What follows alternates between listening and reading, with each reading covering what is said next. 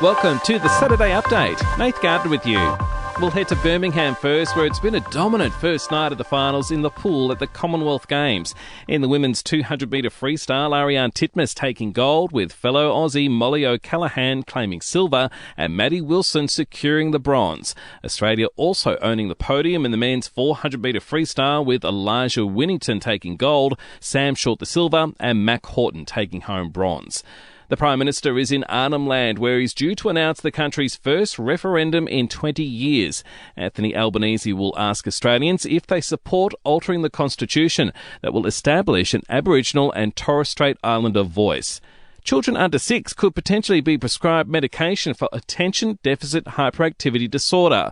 There are reports draft guidelines drawn up by the Australian ADHD Professionals Association suggest they could be used in younger children, only if all other interventions fail and must be approved by a specialist.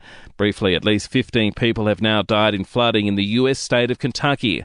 The US House of Representatives will vote on a bill that would ban assault-style weapons, and a watch which once belonged to Adolf Hitler has sold at auction for more than $1 million.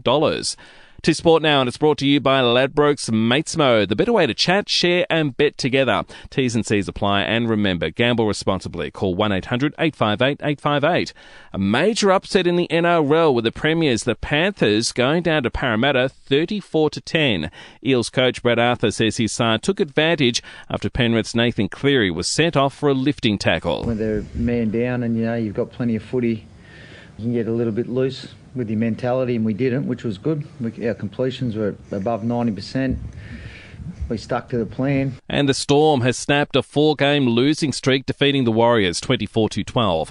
And Melbourne has reaffirmed its AFL Premiership credentials with a dominant 85-39 win over Fremantle. The D's never threatened at Optus Stadium. Coach Simon Goodwin says it was a strong performance. We were ruthless around how we wanted to defend.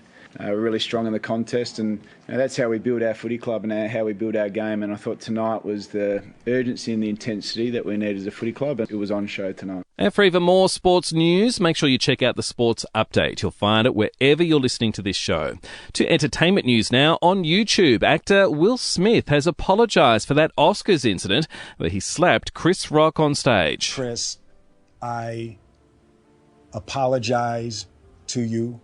My behavior was unacceptable. Will Smith says the comedian isn't ready to talk to him yet. And US band The Killers have snuck into Melbourne for a one-off private show. They'll be back in Australia in late November for their tour. The first show is in Brisbane.